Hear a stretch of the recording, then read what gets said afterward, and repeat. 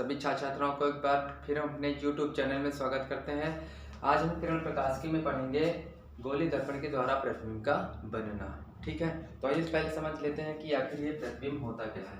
प्रतिबिंब, जिसको हम इंग्लिश में बोलते हैं इमेज, प्रतिबिंब। ठीक है, देखिए जो आप लोग अपने घरों में अपना फेस देखने के लिए जो शीशे का प्रयोग करते हैं वो एक प्रकार का क्या होता है, दर्पण होता है, समतल दर्पण होता है। ठीक है, जब आप इस दर्पण के सामने खड़े होते हैं, ठीक है, ये जैसे आप हैं, ये खड़े हो गए, ठीक, तो इधर दर्पण के पीछे आपके ही समान एक चित्र बन जाता है। क्या बन जाता है? चित्र बन जाता है। ठीक है, आपके ही समान। ठीक, तो इसी चित्र को हम कहते हैं, ये वाले चित्र को, प्रतिबिंब। ठीक, होता क्या है, इससे निकलने वाली प्रकाश की किरणें जो होती हैं परावर्तन के पश्चात तो टकरा कर वापस चली जाएंगी उसी माध्यम में। ठीक है, अगर हम इसको पीछे की ओर बढ़ाएंगे तो ये जा करके किसी बिंदु पर काट देंगे एक दूसरे को। इन्हीं दोनों किरणों के काटने की वजह से ये एक चमक उत्पन्न हुई है, एक पिक्चर बनी है, एक तस्वीर बनी है, इसी जिसे हम प्रतिबिंब कहते हैं। ठीक है, तो आप इसको कुछ इस प्रकार डिफाइन कर सकते हैं कि किसी वस्तु से चलने वाले प्रकाश की किरणें परावर्तन या फिर अपवर्तन, परावर्तन हो चाहे अपवर्तन हो, दोनों कंडीशन में प्रतिबिंब बनेगा। ठीक है, फिर सुन लीजिएगा, किसी वस्तु से चलने वाली प्रकाश की किरणें परावर्तन या अपवर्तन के पश्चात जिस बिंदु पर मिलती है या फिर मिलती हुई प्रतीत हो रही, जैसे यहाँ देखो मिलती हुई प्रतीत हो रही, वास्तव में मिली नहीं है, मिलती हुई प्रतीत हुई, ठीक है, पर मिली है, तो उसी बिंदु पर एक चित्र बन जाता है, एक चमक उत्पन्न हो जाती है, जिसे हम क्या कहते हैं, प्रतिबिंब कहते हैं। क्या कहते हैं? प्रतिबिंब कहते हैं। अब बात कर लेते हैं भैया प्रतिबिंब होते कितने प्रकार के। तो प्रतिबिंब दो प्रकार के होते हैं। एक होता है वास्तविक प्रतिबिंब, वास्तविक प्रतिबिंब, एक होता है आभासी प्रतिबिंब, आभासी प्रतिबिंब। ठीक, अब देखिए वास्तविक प्रतिबिंब किसे कहते हैं, जब किरणें परिवर्तन या अपवर्तन के पश्चात वास्तव में जाकर मिले, ठीक, तो उस पर जो चित्र बनेगा, उस पर जो चमक उत्पन्न होगी, उसे हम वास्तविक प्रतिबिंब कहते हैं। जैसे यहाँ पे देखो वास्तव में नहीं मिली है, ठीक है, इनको बढ़ाने के बाद मिली है, ठीक है, तो ये वास्तविक प्रतिबिंब नहीं होगा। कैसा होगा? आभासी होगा, यानी जो आप हमें मिलती हुई प्रतीत हो। ठीक है, अभी जाकर के वास्तव में मिल जाती तो वो प्रतिबिंब कैसा हो जाता? वास्तविक प्रतिबिंब हो जाता। ठीक है, अब वास्तविक प्रतिबिंब के कुछ पॉइंट नोट कर लीजिएगा। ये प्रतिबिंब सदैव उल्टा बनता है। कैसा होता है? वास्तविक प्रतिबिंब सदैव उल्टा होता है,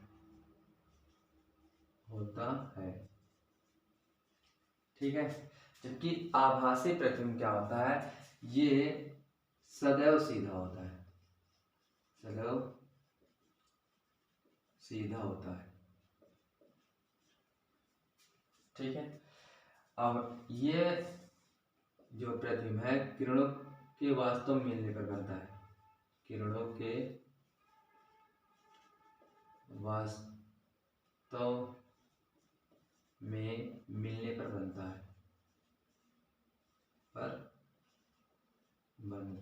है, ठीक है, जबकि ये प्रतिबिंब क्या होता है, किरणों के वास्तव में नहीं मिलती हैं, ठीक है, आभासी रूप से मिलती है, किरणों के आभासी रूप से मिलने पर प्राप्त होता है, मिलने पर प्राप्त होता है। ठीक है, ये दोनों प्रतिबिंब के विषय में थोड़ी भी बहुत जानकारी हुई। ठीक है, इसको आप लोग कुछ नोट करना चाहते हैं तो नोट कर लीजिए। अब हम आगे बढ़ते हैं।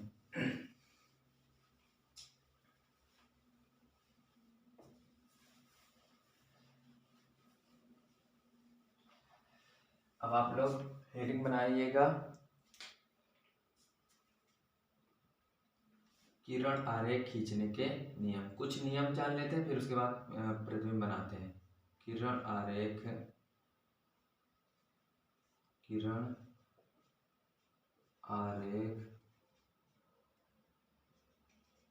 खींचने के नियम।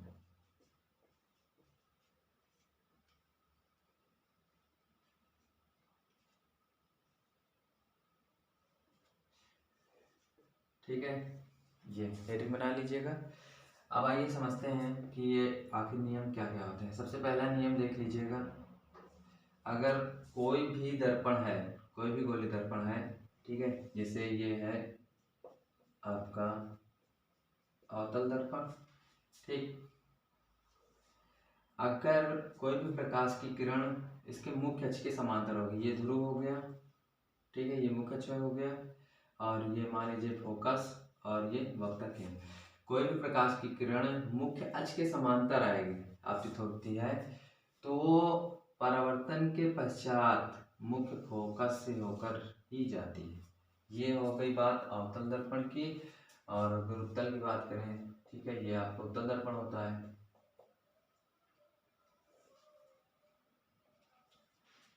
ये यहाँ पे वक्ता केंद्र है, ये फोकस है, ठीक है।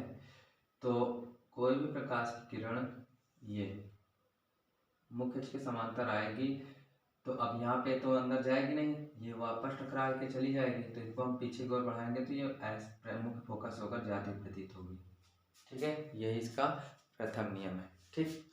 और दूसरा नियम जान लीजिए कि अगर कोई प्रकाश की किरण मुख्य फोकस से होकर जाएगी, कहाँ से, मुख्य फोकस होकर जाएगी, तो वो परावर्तन के पश्चात मुख्य अक्ष के समांतर आ जाएगी, ठीक है। इसी को उल्टा है, देखिए, मुख्य अक्ष के समांतर है तो मुख्य फोकस से होकर जाती है, ठीक है। अब इसका उल्टा चले, अगर मुख्य फोकस से गुजारे,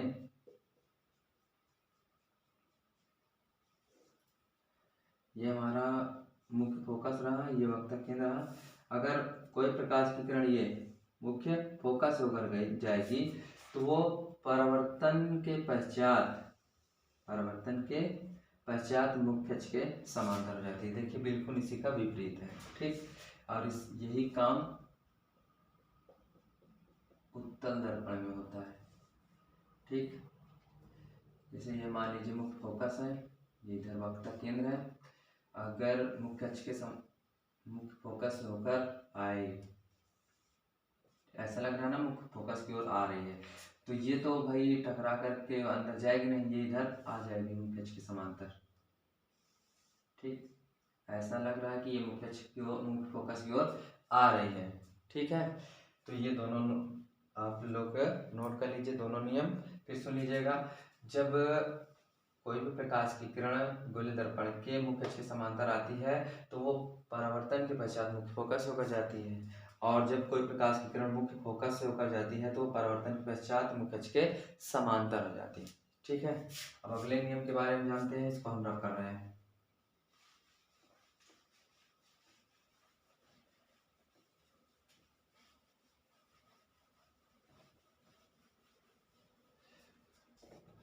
ठीक है, अगला नियम देखिए। अगर कोई प्रकाश की किरण प्रकाशिक केंद्र से होकर जाएगी, वो सॉरी प्रकाशिक नहीं, वक्रता केंद्र, ठीक है। प्रकाशिक केंद्र हम लेंस में पढ़ेंगे, ठीक। अगर कोई प्रकाश की किरण वक्रता केंद्र से होकर जाएगी, समझो, ये हमारा मान लीजिए वक्रता केंद्र है, ये फोकस है। अगर कोई भी प्रकाश की किरण ये वक्रता केंद्र से होकर जाएगी, तो ये परावर्तन के पश्चात उसी मार्ग में वापस लौट जाएगी, ठीक है। ये होता है अवतल में, और इधर हम उत्तल में दिखा देते हैं। ये मान लीजिए फोकस है, ये वक्रता केंद्र है, ठीक है। अगर ये वक्रता केंद्र के सामने आ रही है, ठीक है, तो ये टकरा के उसी मार्ग में वापस लौट जाएगी। इनको पीछे की ओर बढ़ाएंगे, ऐसा लग रहा है कि ये वक्रता केंद्र की ओर आ रही है, ठीक है। तो ये अगला नियम हो गया।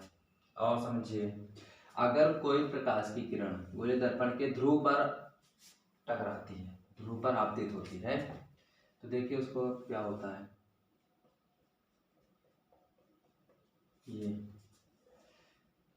ये ध्रुव हो गया, ये फोकस हो, मुख्य फोकस हो गया, और ये वक्ता केंद्र हो गया। ठीक, अगर ये गोली दर्पण के ध्रुव पर कोई आपतित हो रही है, मान लीजिए,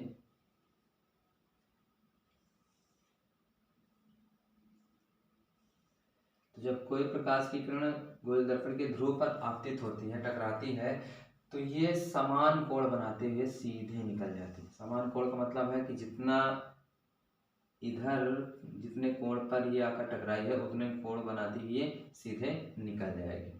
ठीक है, ये इसमें हो गया। अब उत्तल में देख लीजिए,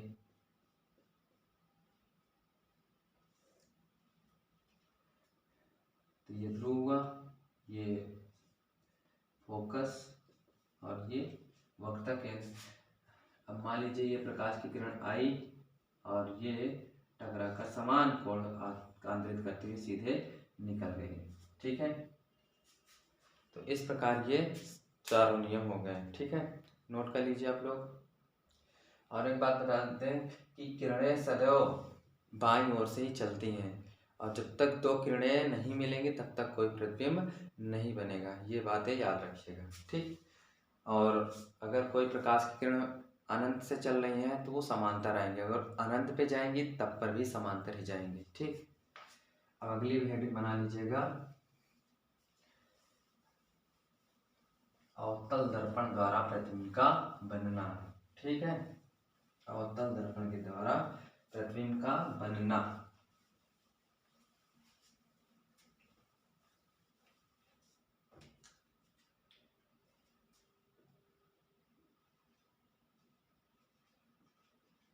अवतल दर्पण द्वारा प्रतिबिंब का बनना। ठीक है, देखिए भैया, अवतल दर्पण के सामने हम अलग अलग 6 स्थितियों में रखते हैं तो प्रतिबिंब में प्राप्त होता है। जैसे ये अवतल दर्पण है, ठीक है, कितनी स्थिति पे रखेंगे? 6 स्थिति पे। वो कौन कौन सी, हम पहले इसको समझा देते हैं। ठीक है, ये मान लीजिए इसका वक्ता केंद्र हो गया, ये फोकस हो गया। ठीक, अब एक स्थिति तो अनंत होती है, अनंत ये कहीं दूर होगा, एक स्थिति अनंत होती है। ठीक है, दूसरी स्थिति अनंत और वक्ता केंद्र के बीच में होती है, जिसको हम वक्ता केंद्र से परे वाली दूरी कहते हैं। ठीक है, एक यहाँ पे। तीसरी स्थिति होती है जब वस्तु को वक्ता केंद्र पर हिला के रख दिया जाए। ठीक है, और चौथी स्थिति क्या होती है? जब इसको वक्ता केंद्र और फोकस के बीच में रख दिया जाए, यहाँ पे। और पांचवी स्थिति होती है कि जब इसको फोकस पे ही रख दिया जाए। और छठवीं स्थिति क्या होती है? जब इसको फोकस और ध्रुव के बीच में रखा जाए। ठीक है, ये हो गई पहली, ये दूसरी, ये तीसरी, ये चौथी, पांचवी, छठवीं। तो 6 स्थितियों में वस्तु को रखने से प्रतिबिंब प्राप्त होता है। ठीक है, तो आइए एक एक के बारे में जानते हैं। पहले हम देखेंगे जब वस्तु अनंत पर हो तब उसका प्रतिबिंब कैसा बनता है। ठीक,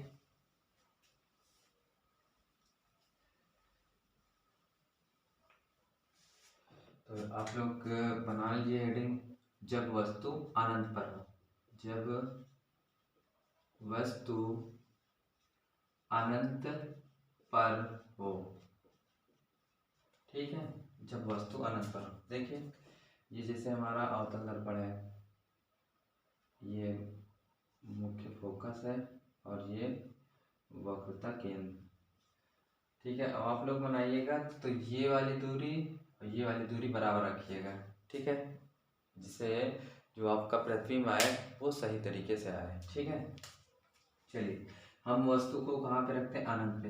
अब अनंत पे रखेंगे, कहीं दूर से किरणें आएंगी और समांतर आएंगी, तो एक किरणें हम मुख्य फोकस से होकर लेके चले आए। कहाँ से? मुख्य फोकस से। अब याद करिए नियम, अगर कोई भी प्रकाश की किरण मुख्य फोकस से होकर आएगी, ठीक है, तो वो परावर्तन के पश्चात मुख्य अक्ष के समांतर हो जाती है। ठीक है, ये समांतर कर देंगे। अब एक किरण जो है, एक किरण हम लेके चले आए वक्रता केंद्र से। अब याद करिए, अगर कोई प्रकाश की किरण वक्रता केंद्र से होकर रह जाएगी तो परावर्तन के पश्चात उसी मार्ग में वापस लौट जाती है। ठीक है, अब देखिए दोनों किरणें एक दूसरे को कहाँ पे काटी, ये यहाँ पे काट देना, तो यहीं पे इसका प्रतिबिंब क्या हो जाएगा, बन जाएगा। ठीक है, अब कैसा होगा, अब यह वास्तव में मिली है तो ये वास्तविक प्रतिबिंब होगा, वास्तविक। ठीक है, और उल्टा है। ठीक है, क्या है, उल्टा है। कैसे, देखियो वस्तु तो मुख्य अक्ष के ऊपर रखी गई होगी, लेकिन इसका प्रतिबिंब कहाँ से कहाँ बना, नीचे की ओर बना है, तो ये वास्तविक के साथ साथ उल्टा है। ठीक है, और समझिए वस्तु भाई अगर यहीं पे रख दें तो कितनी बड़ी देखिए प्रतिबिंब से, अब पता नहीं कहाँ रखी है, मतलब वस्तु तो बड़ी से रखी गई होगी। ठीक है, तब तो प्रतिबिंब बना है, जबकि इसका प्रतिबिंब क्या है, छोटा है। ठीक, तो लिख दीजिएगा प्रतिबिंब बहुत छोटा है, बहुत छोटा है। ठीक, तो इसको आप कह सकते हैं कि जब वस्तु अनंत पर होती है तो उसका प्रतिबिंब कहाँ पर बनता है, देखो मुख्य फोकस पर बनता है, ये भी लिख लीजिएगा, कहाँ बना, फोकस पर, फोकस पर। तो आप इस प्रकार बता सकते हैं कि जब वस्तु अनंत पर होती है तो उसका प्रतिबिंब मुख्य फोकस पर बनता है, जो कि वास्तविक, उल्टा तथा वस्तु से बहुत छोटा होता है। ठीक है, ये रही अनंत पर जब वस्तु को रखी जाए तब उसकी कंडीशन में। ठीक, अब हम वस्तु को कहाँ पे रखेंगे, अनंत तथा वक्रता केंद्र के बीच में रखेंगे। ठीक है, इसको नोट करना चाहते तो नोट कर लीजिएगा। अब इसको हम रब कर रहे हैं। ठीक,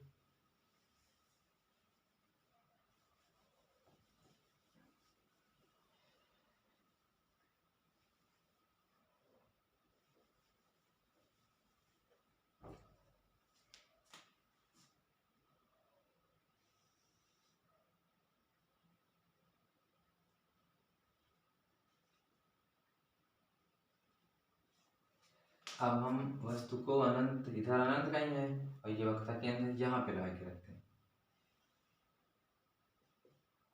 ठीक है, अब देखिए एक हम प्रकाश की किरण ये ले लें जो मुख्य अक्ष के समांतर हो। भाई यहाँ से बहुत ढेर सारी किरणें निकलेंगी, लेकिन हम उन दो किरणों का चुनाव करते हैं जो जाकर के परावर्तन के पश्चात कहीं पे काटें, क्योंकि जब तक काटेंगे नहीं तब तक प्रतिबिंब बनेगा नहीं। ठीक है, तो एक प्रकाश की किरण हम ये ले लेते हैं जो मुख्य अक्ष के समांतर है। ठीक, अब नियम याद करिए, जब कोई प्रकाश की किरण मुख्य अक्ष के समांतर होती है तो परावर्तन के पश्चात मुख्य फोकस से होकर चली जाती है। ठीक है, अब एक प्रकाश की किरण हम ये वाले ले लें जो मुख्य फोकस से होकर जाए। अब इसको याद करिए, जब कोई प्रकाश की किरण मुख्य फोकस से होकर जाती है तो परावर्तन के पश्चात मुख्य अक्ष के समांतर हो जाती, तो इसको कर दीजिए मुख्य अक्ष के समांतर। ठीक है, ये तो ये यहाँ पे जाकर के प्रतिबिंब बन जाएगा। ठीक है, अब ये कहाँ पे बना, पहले दिखा दीजिए, ये जो है वक्रता केंद्र था एफ के मध्य बना, मतलब मुख्य फोकस के बीच में। ठीक है, यानी सी व एफ के मध्य बना, के मध्य। कैसा है, वास्तविक है और उल्टा है, क्योंकि वस्तु ऊपर की ओर रखी थी। अब दिख रहा है, देखो वस्तु मुख्य अक्ष के ऊपर, प्रतिबिंब मुख्य अक्ष के नीचे, तो उल्टा हुआ ना।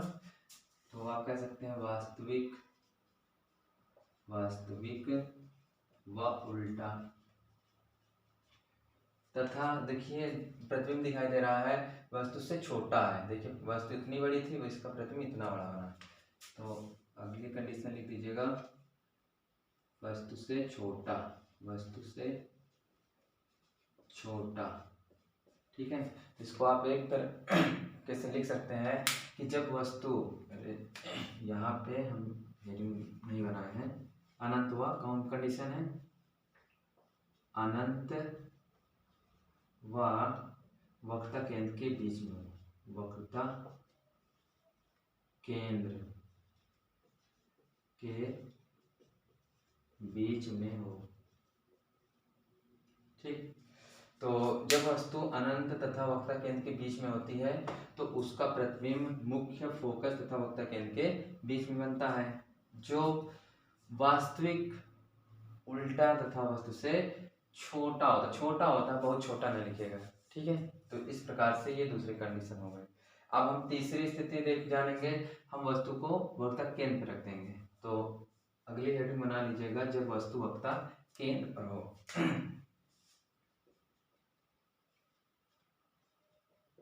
जब वस्तु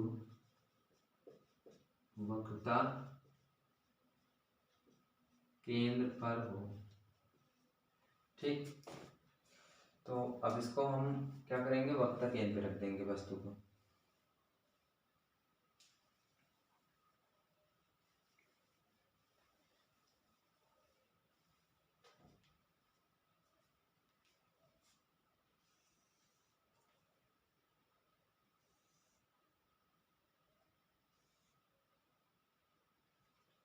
ये फोकस हो गया और ये वक्रता केंद्र हो गया। ठीक है, वस्तु को ये हमने रख दिया। ठीक, अब एक प्रकाश की किरण ये वाले ले ले जो मुख्य अक्ष के समांतर है। अब जो मुख्य अक्ष के, एक मिनट, किरणें सीधी नहीं आ रही है। चलिए, जो मुख्य अक्ष के समांतर होगी वो परिवर्तन के पश्चात मुख्य फोकस से होकर जाएगी, ये आपको पता है, तो यहाँ से चली जाएगी। ठीक है, अब एक प्रकाश की किरण हम मुख्य फोकस से ले लें। अब जो मुख्य फोकस होकर जाएगी वो परावर्तन के पश्चात मुख्य अक्ष के समांतर हो जाएगी। ठीक है, ये अब मुख्य अक्ष के समांतर हो गई ना, तो यहाँ पे एक दूसरे को काटी, यहीं पे इसका प्रतिबिंब बन जाए। थोड़ा सा हमारे आर्ट जो है सही नहीं है, इस वजह से चित्र थोड़ा सा गड़बड़ हो रहा है। आप लोग सही बनाइएगा तो सही आ जाएगा। ठीक,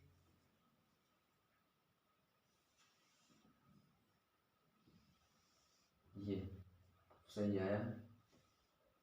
ठीक, यहाँ पे इसका प्रतिबिंब बन जाएगा। ठीक है, आप देख रहे हैं कि प्रतिबिंब कहाँ पे बना है, प्रतिबिंब जहाँ पे वस्तु आपने रखा है प्रतिबिंब वहीं पे बना है, यानी वक्रता केंद्र पर। ठीक है, सी पर। ठीक, कैसा है, वास्तविक व उल्टा है, वास्तविक व उल्टा।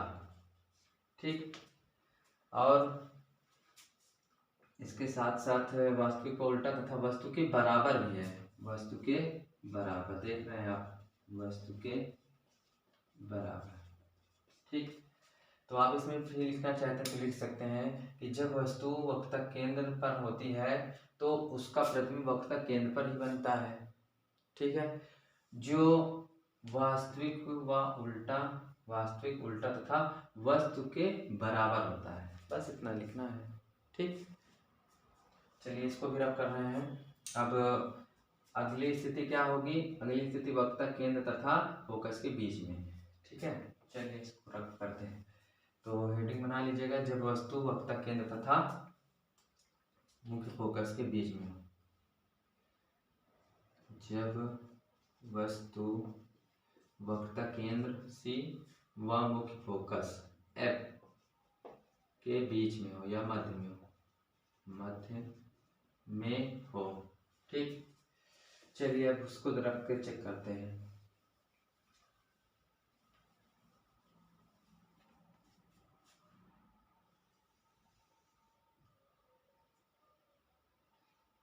ये मुख्य फोकस, ये वक्रता केंद्र। ठीक है, कहाँ पे रखना है, सी व एफ के बीच में, यहाँ पे कहीं। ये मान लीजिए हमने वस्तु को रख दिया। अब एक प्रकाश की किरण यही वाली लेते हैं जो मुख्य अक्ष के समांतर है। अब जो मुख्य अक्ष के समांतर है तो वो तो जाहिर सी बात है कि मुख्य फोकस से होकर जाएगी ये। अब एक प्रकाश की किरण ये से ले लेते हैं जो मुख्य फोकस से होके जाए। अब जो मुख्य फोकस से होके जाएगी, ठीक है, जो मुख्य फोकस से होके जाएगी वो क्या होगी, परावर्तन के पश्चात मुख्य अक्ष के समांतर हो जाती है, ठीक है।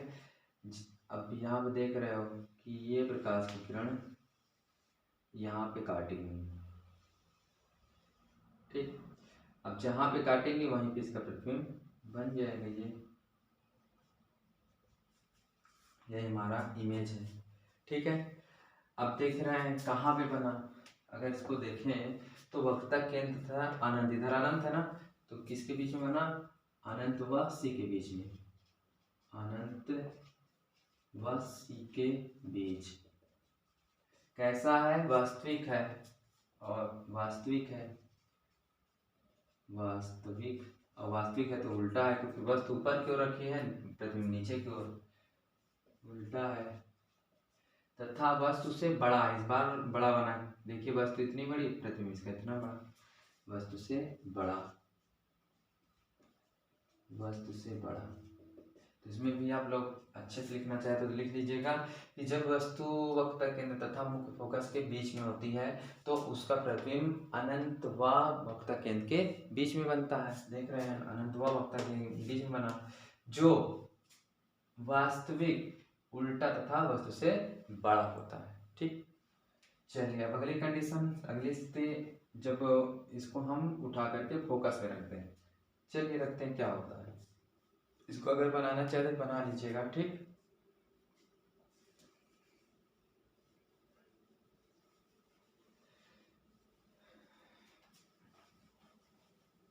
चलिए अब हम वस्तु को ठीक मुख्य फोकस में रखते हैं। एक मिनट, इसमें थोड़ा सा इंक डाल लिया जाए, बिना दाना पानी दिए काम नहीं चलता है।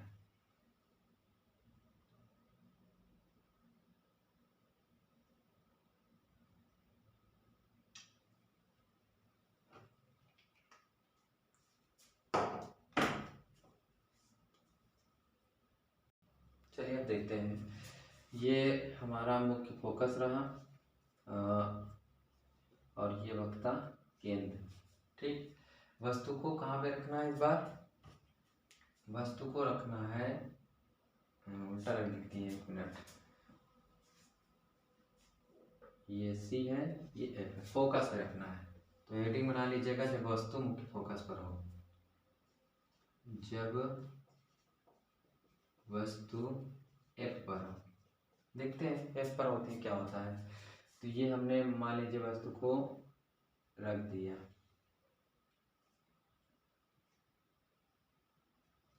ठीक है। अब एक प्रकाश की किरण हम ये ले लें जो मुख्य अक्ष के समांतर हो। अब याद करिए, अगर ये मुख्य अक्ष के समांतर है तो परावर्तन की बचत कहाँ से होके जाएगी, ये मुख्य फोकस से होके जाएगी, ये चली गई, ठीक। अब एक प्रकाश की किरण ये वाली ले लेते हैं जो ध्रुव पे आके टकराती है। अब अगर कोई भी प्रकाश की किरण ध्रुव पर आपतित होती है तो वो समान कोणांतरित, जितना कोण इधर पर यहाँ है उतना कोण पर ये आंतरित करती हुई चली जाएगी, ठीक है। अब ये इनके इधर लक्षण तो देख नहीं रहे हैं, ठीक है, कि मिलेंगे, तो ये जाकर के कहीं ना कहीं अनंत पे जाकर के मिलेंगे, क्योंकि समांतर जा रहे हैं, अनंत पे जाके मिलेंगे, तो वहीं पे इसका प्रतिबिंब बनेगा, ठीक है। तो लिख दीजिए कहाँ भी बनेगा, अनंत पर, अनंत पर, ठीक। कैसा होगा, वास्तव में मिलेगी ना, इधर जा रहे हैं तो वास्तव में मिलेंगे, ठीक है। तो वास्तविक वो उल्टा होगा, वास्तविक उल्टा तथा वस्तु से, देखिए वस्तु इतनी बड़ी, अभी अगर यहाँ मिल जाए तो इतनी बड़ी बन जाती, पता नहीं कहाँ मिलेगा, इसका मतलब बहुत बड़ा चित्र बनेगा, बहुत बड़ा इमेज बनेगा, ठीक है। तो लिख दीजिएगा वस्तु से बहुत बड़ा, वस्तु से बहुत बड़ा, ठीक है। तो इसको आप एक लाइन में लिखना चाहते हैं तो लिख सकते हैं कि जब वस्तु मुख्य फोकस पर होती है तो उसका प्रतिबिंब अनंत पर बनता है, जो वास्तविक उल्टा तथा वस्तु से बहुत बड़ा होता है। ठीक है, ये रही कंडीशन जब मुख्य फोकस पे हो वस्तु। ठीक, अब लास्ट कंडीशन है जब वस्तु मुख्य फोकस तथा ध्रुव के बीच में हो। ठीक है, तो हेडिंग बना लीजिएगा, जब वस्तु मुख्य फोकस तथा ध्रुव के बीच में। जब वस्तु मुख्य फोकस व ध्रुव के बीच में हो। ठीक है, चलिए अब इस स्थिति में देखते हैं कि प्रतिबिंब कैसा मिलता है।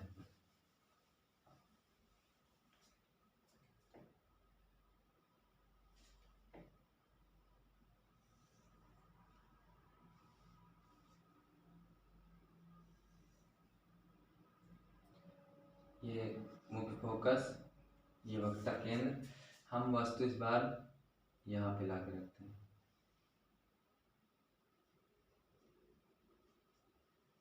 ठीक है, अब देखिए एक प्रकाश की किरण यही मुख्य अक्ष के समांतर ले लें। अब मुख्य अक्ष के जो समांतर होगी तो वो कहाँ से जाएगी, मुख्य फोकस से जाएगी। अब एक प्रकाश की किरण फिर वही ले लें जो ध्रुव पे आके टकराए, तो ये ध्रुव पे आके टकराती है, फिर वही समान कोणांतरित करते हुए पीछे निकल जाएगी ऐसे। अब आगे इनके मिलने के कोई लक्षण नहीं दिख रहे हैं, तो इनको हम जब पीछे कान पकड़ के बढ़ाएंगे तो ये जाकर के पीछे कहीं कहीं कट कर देंगे। ठीक है, ये और जहाँ पे काटेंगी वहीं पे इसका प्रतिबिंब बन जाएगा। ठीक, ये इसका इमेज हो गया। अब कहाँ पे बना, दर्पण के पीछे बना, दर्पण के पीछे। ठीक, अब कैसा है, किरणों के वास्तव मिलने पे नहीं बना है, इनको बढ़ाई गई पीछे और तब जाके मिली है। ठीक है, तो आभासी व सीधा होगा। सीधा क्यों होगा, क्योंकि मुख्य अक्ष के ऊपर है वस्तु और मुख्य अक्ष के ऊपर प्रतिबिंब बना है। ठीक है, आभासी व सीधा, आभासी व सीधा तथा वस्तु से बड़ा है। देख लीजिए वस्तु इतनी बड़ी है, प्रतिबिंब इतना बड़ा है, वस्तु से बड़ा, वस्तु से बड़ा। ठीक है, तो इसको भी आप एक लाइन में लिखना चाहते हो लिख लीजिएगा कि जब वस्तु मुख्य फोकस व ध्रुव के बीच में होती है तो उसका प्रतिबिंब दर्पण के पीछे बनता है जो आभासी, सीधा तथा वस्तु से बड़ा होता है। ठीक है, ये पूरा हो गया है गोलीय दर्पण, अवतल दर्पण द्वारा प्रतिबिंब का बनना समाप्त। अब हम उत्तल दर्पण द्वारा प्रतिबिंब का बनना देखेंगे। ठीक है, उत्तल दर्पण के लिए सिर्फ एक ही कंडीशन है। ठीक, उत्तल दर्पण द्वारा प्रतिबिंब का बनना। चलिए इसको भी समझ लेते हैं।